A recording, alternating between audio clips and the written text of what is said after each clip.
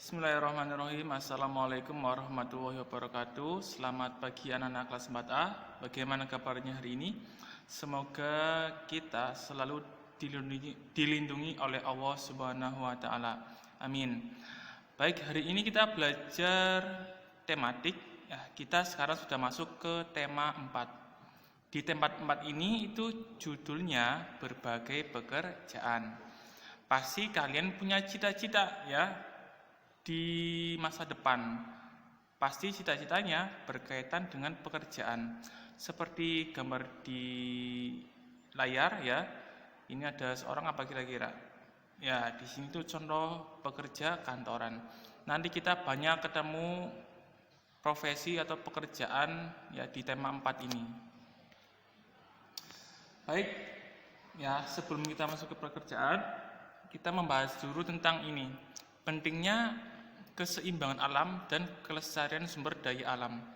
Kemarin kita telah belajar ini juga ya, bahwa keseimbangan ini perlu dan sangat penting, terutama bagi makhluk ya, manusia, hewan, tumbuhan yang bertempat di alam ya. Jadi seluruh makhluk hidup ini sangat tergantung dengan alam. Yang perlu diperbaiki apa kira-kira ya? Yang rusak saja ya. Jadi jika alam rusak itu harus kita perbaiki. Contohnya ya hutan gundul ya, kita harus melakukan reboisasi. Misalnya lagi, misalkan sungai yang banyak sampah, kita harus mengeruk ya atau mengambil sampahnya dan lainnya. Nah, di sini ada contohnya. Ya, jadi ada tanaman bakau ya, itu ditanam di pinggir laut. Ya, biasanya di pinggir laut atau di tepian muara. Ini mempunyai fungsi ya. Ya, di sini fungsinya itu untuk menahan gelombang laut, ya, terus juga habitat makhluk hidup. Nah, kita lanjutkan. Nah, di sini kita baru masuk ke jenis pekerjaan sesuai dengan tempat tinggalnya. Jadi pekerjaan itu menyesuaikan tempat tinggal. Contohnya di dataran tinggi ada orang berkebun teh, dataran rendah ada yang bertani padi, dan ada juga di daerah pantai yaitu mencari ikan ya seperti di gambar tersebut. Nah, Ustadz akan membahas tentang tadi perkebunan teh. Masih ingat tadi ada di mana letaknya? Ya, perkebunan teh itu ada di dataran tinggi. Ya, ini contohnya. Jika tempatnya perkebunan teh itu tadi mempunyai banyak profesi. Ya, jadi pertama ini ada orang yang pekerjaannya memetik daun teh. Ini biasanya dilakukan oleh ibu-ibu ya. Jadi mereka setiap pagi sebelum matahari itu tinggi, mereka tugasnya memetik daun teh yang biasanya hanya pucuknya saja. Setelah selesai itu biasanya diangkut butuh supir ya, itu juga perlu. Jadi supir ada. Nah, setelah sampai di pabrik ada orang yang pekerjaannya mengolah daun teh. Contohnya teh yang masih segar tadi itu perlu dimasak ya, dengan cara dimasukkan ke oven atau gimana caranya digiling. Dan nanti di situ ada orang lagi yang kerja. Nah, setelah tehnya sudah jadi, itu nanti ada pengemasan. Jadi ada orang yang tugasnya mengemas teh. Teh yang sudah matang tadi dikemas dalam bentuk misalkan di sini ya, bentuk kotak atau yang sering kita minum ya setiap pagi ya. Kalian tahu tidak? Di daerah Tegal ini mempunyai banyak pabrik teh, dan kita mungkin sudah tidak asing minum teh, sudah biasa ya. Ini contohnya. Jadi di satu perkebunan teh atau tanaman teh itu ada banyak sekali profesi atau pekerjaan. Nah, pekerjaan di teh tadi, tanaman teh itu kita nanti buat diagram Venn. Contohnya seperti ini. Yang letaknya di tengah ini itu tanaman teh ya. Yang samping-sampingnya ini pekerjaan yang berbeda. Di sini Ustadz contohkan ada dua. Yaitu pekerjaan yang pertama ada pemetik teh. pemetik ya, ada hubungannya dengan teh. Yang kedua, ada pengemas. Jadi ada orang yang mengerjakannya itu mengemasi teh yang sudah matang. Terus ada apa lagi kira-kira? Sopir, ya bisa. Sopir truk, itu kita butuh. Terus ada apa lagi? Misalkan di pabrik, itu butuh satpam. Jadi ada kaitannya dengan teh ya. Jadi satpam yang menjaga pabrik teh. Jadi bisa kita tuliskan di sini, pemetik, pengemas, tadi tambahannya ada apa lagi?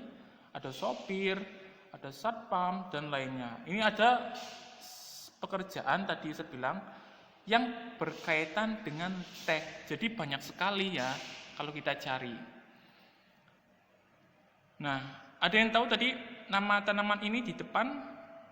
Tanaman, ya bagus, tanaman bakau. Letaknya di mana tadi? Ya, biasanya ditanam di pinggir pantai atau di pinggir laut. Tujuannya apa sih? Nah, kita cari di sini. Nah, manfaat tanaman bakau itu ada banyak sekali ya, tapi Ustadz di sini tuliskan ada 4. Pertama, melindungi pantai dari erosi dan abrasi. Ini fungsinya. Erosi itu apa? Abrasi itu apa? Jadi erosi itu pengikisan tanah ya. Jadi kalau tidak ada tanaman bakau ini, nanti lautnya akan semakin ke darat. Jadi pantainya semakin habis, makanya perlu tanaman bakau. Kedua, menciptakan udara pesisir yang bersih dan segar. Ya, jadi udara di pesisir itu daerah pinggir ya, pinggir laut, rumah-rumah atau yang di pinggir laut itu namanya pesisir. Itu udaranya jadi bersih dan segar. 3, menjadi habitat alami berbagai biota darat dan laut. Tahu nggak? Anak-anak ikan yang masih kecil itu biasanya berlindung di akar-akar bakau, jadi agar tidak dimangsa oleh ikan yang lebih besar. Terus juga ada habitat yang lain, misalkan burung ya. Burung apa kira-kira yang tinggalnya di laut? Pintar. Burung bangau biasanya itu bersarang di atas pohon bakau. Yang keempat, ini juga mengurangi dampak bencana akibat gelombang laut seperti badai atau gelombang pasang atau mungkin juga tsunami ya. Ini fungsi dari tanaman bakau ya. Nah, setiap tanaman yang kita konsumsi atau kita manfaatkan harus dijaga. Ya, begitu juga dengan tanah ya, yang ditanaminya. Tanaman dan tanah ini sumber daya alam yang harus kita jaga. Karena misalkan kita hanya memanfaatkan secara banyak, itu bukannya baik kepada kita, malah justru buruk. Jadi kita tadi ya, memanfaatkannya dengan seimbang. Baik, selanjutnya kita belajar di sini gambar apa? Garuda Pancasila. Kalian pasti ingat ya ketika masuk kelas, di depan kelas itu ada Garuda Pancasila ya, yang saling berjejeran dengan foto presiden dan wakil presiden. Nah, ini Garuda Pancasila. Nah, makna sila pertama Pancasila.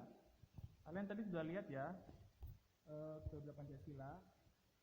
Nah, sila pertama itu bunyinya apa? Ya, ketuhanan yang maha esa. Tahu tidak nih? Kita kembali di sini ya. Di sini tuh sila pertama itu lambangnya apa kira-kira? Lambangnya bintang. Ya, di tengah-tengah itu bintang, itu lambangnya. Nah, di sini mempunyai makna. Pertama,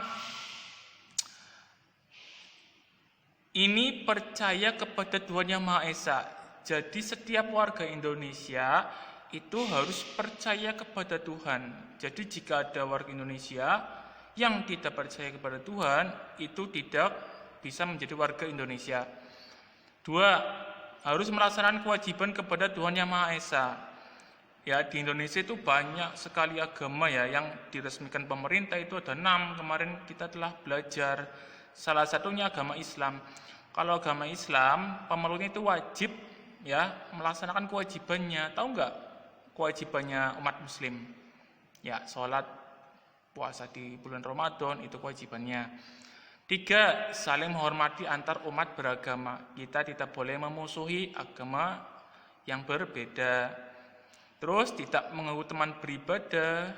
Yang kelima, kerjasama dan tolong-menolong antar umat beragama. Itulah makna sila pertama Pancasila, ketuhanan yang Maha Esa. Lambangnya itu bintang. Nah, tugas hari ini tadi ada kaitannya dengan Garuda Pancasila ya. Ya tugasnya apa? Pertama, kamu hafalan Pancasila. Sila pertama sampai sila kelima nanti di video. Sila pertama, ketuhanan yang Maha Esa. Sila kedua, kemanusiaan yang adil dan beradab. Sampai sila kelima nanti dihafalkan, dibuat video.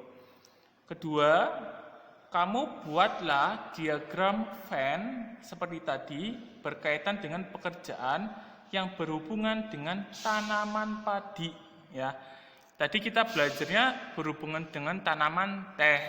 Sekarang kamu buat diagram Venn ada hubungannya dengan tanaman padi. Carilah pekerjaan yang berkaitan dengan tanaman padi apa saja. Lalu dibuat diagram Venn seperti tadi. Jawaban dikirim ke WA Ustadz. Sudah paham ya? Kalau sudah paham, Ustadz akhiri. Assalamualaikum warahmatullahi wabarakatuh.